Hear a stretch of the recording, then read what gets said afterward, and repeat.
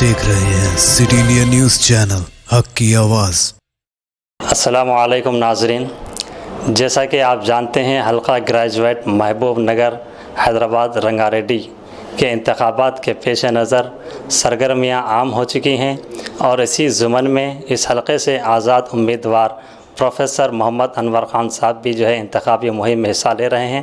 اور انور خان صاحب کسی تعارف کے محتاج نہیں ہیں، آپ سبھی ان کی خدمات سے واقف ہیں، اور آج ہم پروفیسر صاحب کے محبوب نگر کی آمد کے موقع پر غنیمت جانتے ہوئے آپ سے ملاقات کرتے ہوئے اس خصوصی گفتگو کا انتظام کیا گیا۔ ناظرین، ہم پروفیسر انور خان صاحب سے جاننے کی کوشش کرتے ہیں کہ اس انتخابات کے پیش نظر کچھ جاننے کی کوشش کرتے ہیں۔ انور صاحب، ہم آپ کا سٹی انڈیا نیوز میں آپ کا تہ دل سے خیر مقدم کرتے ہیں۔ السلام علیکم ورحمۃ اللہ وبرکاتہ۔ وعلیکم السلام ورحمۃ اللہ وبرکاتہ۔ انور خان صاحب، شکریہ آپ کا۔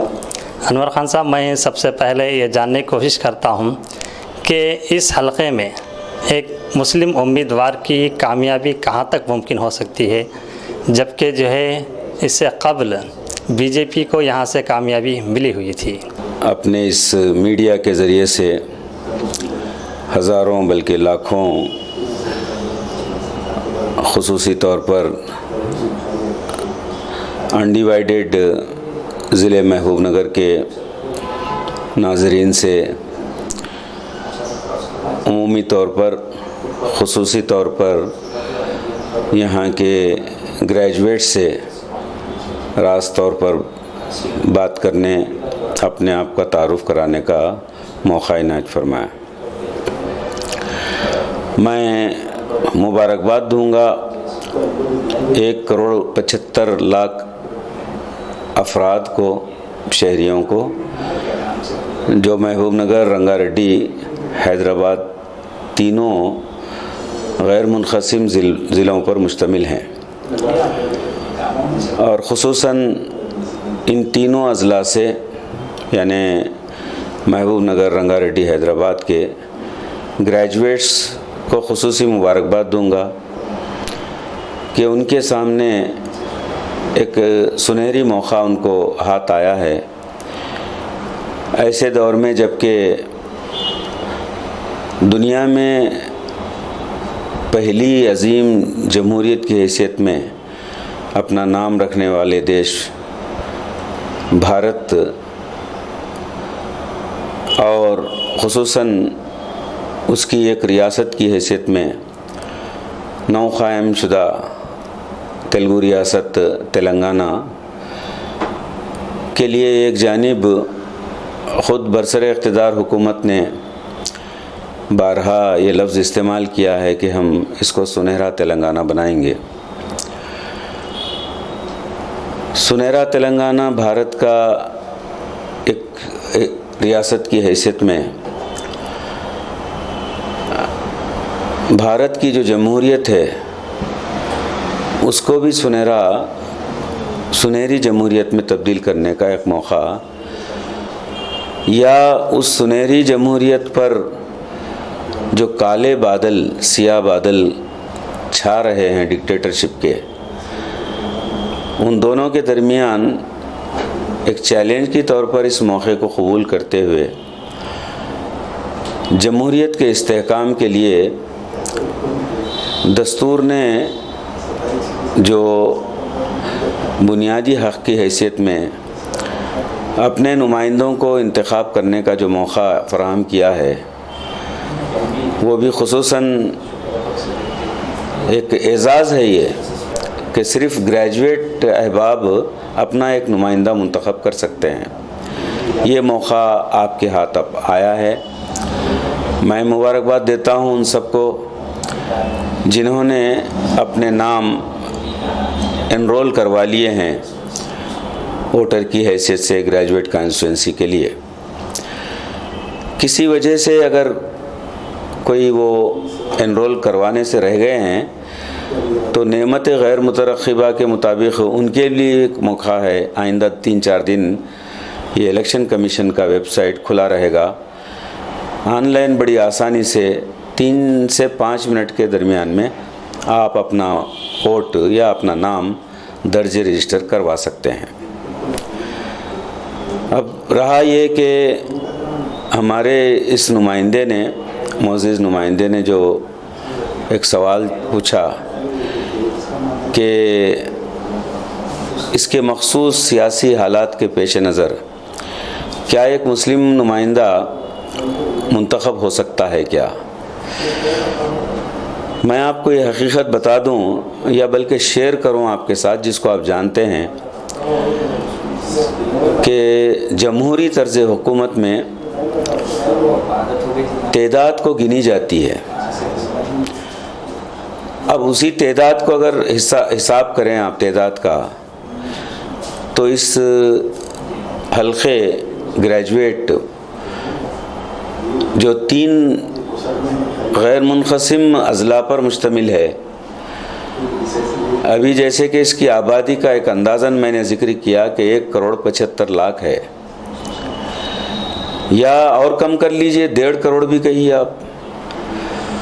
1.5 کروڑ کا آپ جو بھی اپنا فیصد جو ہے بھارت کی سرکار بتاتی ہے آپ کو، 20% ہیں یا 14% ہیں جو بھی، تو اس کا حساب کر لیجئے کتنا بنتا ہے اس کا، دیکھیے آپ تو بڑی آسانی سے آپ کو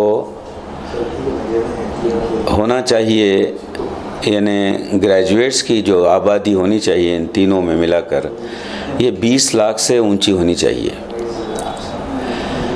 20 لاکھ کا آپ جو ہے اگر 15% پر 20% کے آس پاس آ جاتے ہیں تو کیا ہوتا ہے، حساب لگا لیجئے آپ کو۔ بڑی اچھی یعنی اعداد ملیں گے آپ کو، اعداد و شمار ملیں گے، جس سے آپ خوش ہو جائیں گے کہ قریب جو ہے 2.5 تا 3 لاکھ جو ہے ووٹر آپ کے ہوتے ہیں۔ اندازہ لگائیے گزشتہ انتخاب میں اسی حلقے سے جن صاحب نے کامیابی درج کروائی اپنی، اس 7,000 کے ووٹوں سے کامیابی درج ہوئی، یعنی جملہ ان کو پول ہوئے 53,000۔ اب آپ کو پتہ ہے کہ الیکشن کمیشن کی اس بار کی رائے دہندگان یعنی ووٹرز کی لسٹ چھپ چکی ہے، جو 5,17,000 پر مشتمل ہے۔ اب 5 لاکھ میں آپ اندازہ لگائیے کہ آپ کہاں پہنچتے ہیں۔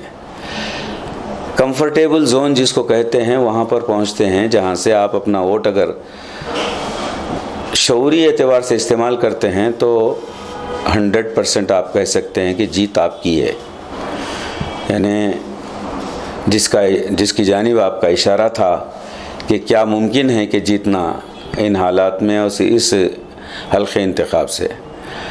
اب اس حلقے انتخاب سے اگر آپ نہیں جیتتے ہیں تو کہیں بھی جو ہے سارے تلنگانہ میں آپ کہیں نہیں جیت درج کروائیں گے، یہاں پکی جیت آپ کی ہوگی انشاءاللہ، بشرطے کہ شعوری طور پر اپنے ووٹ کا اس حلقے کے جو رائے دہندے ہے وہ استعمال کریں۔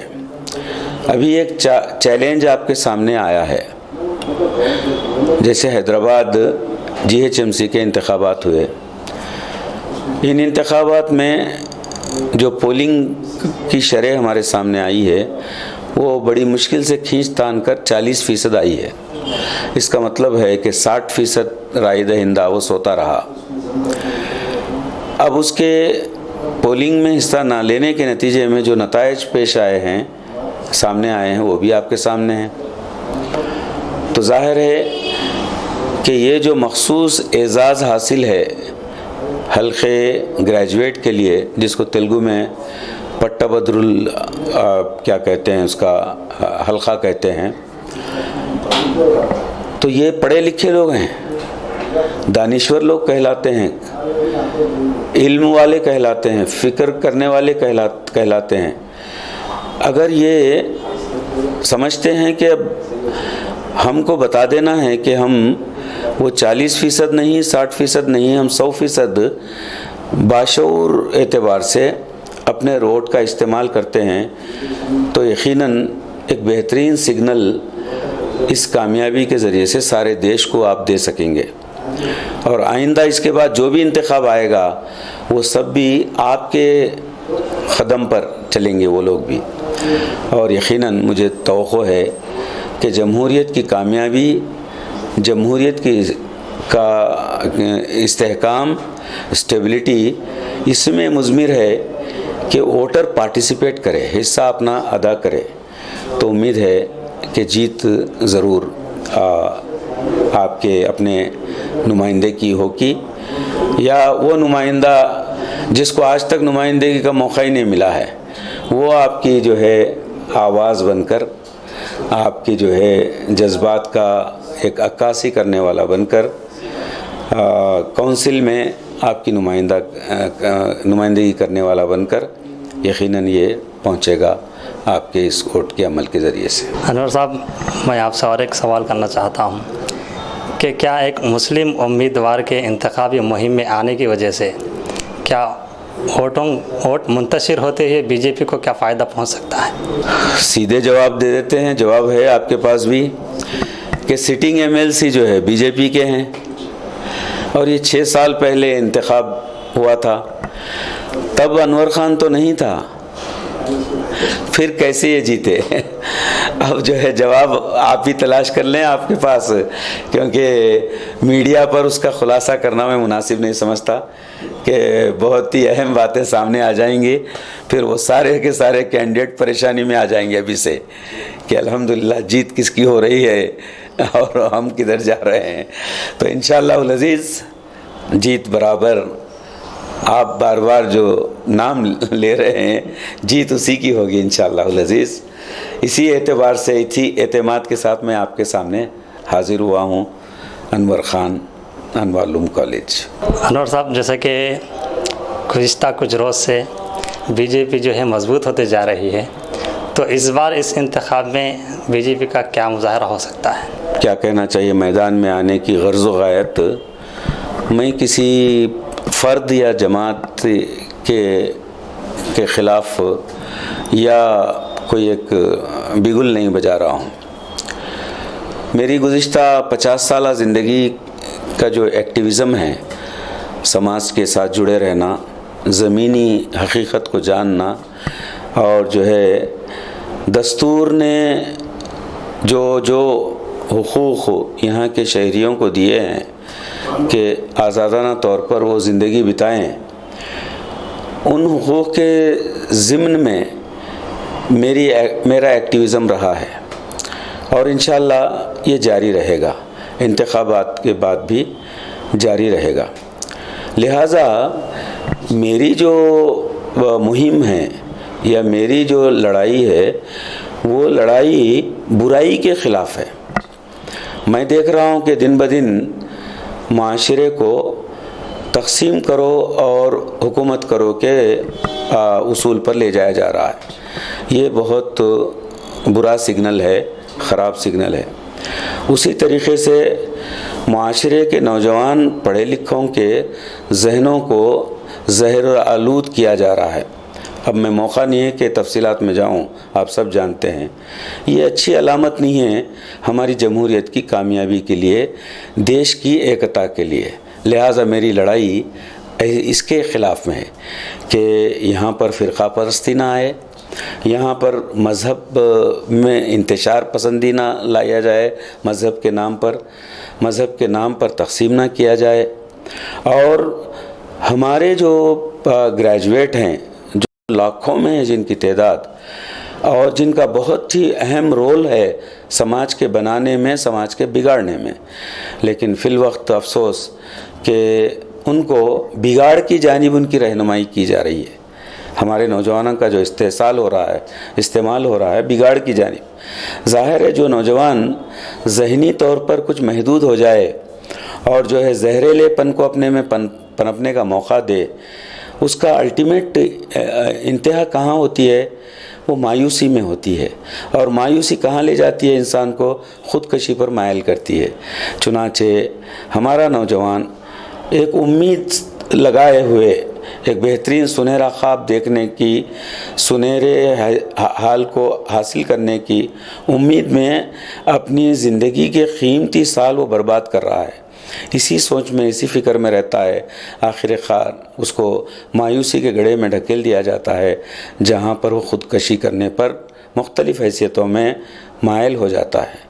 لہٰذا میری لڑائی اس کے خلاف ہے، اس مایوسی کے خلاف ہے، اس کیا کہتے ہیں ان ایمپلائمنٹ کی جانب ہے کہ لاکھوں ہمارے نوجوان گریجویٹ بن کر اداروں سے، یونیورسٹیوں سے، کالجوں سے باہر میدان میں آ رہے ہیں، لیکن ان میں جو صلاحیت ہونی چاہیے تھی، جس کی بنا پر مارکیٹ جو تیار تھی، وہ مارکیٹ ان کی آؤ بھگت کرتی، ان کو بلا کر جاب دیتی، ایسی صلاحیت مفقود اس میں پائی جاتی ہے. قصور کس کا ہے؟ ان نوجوانوں کا نہیں ہے.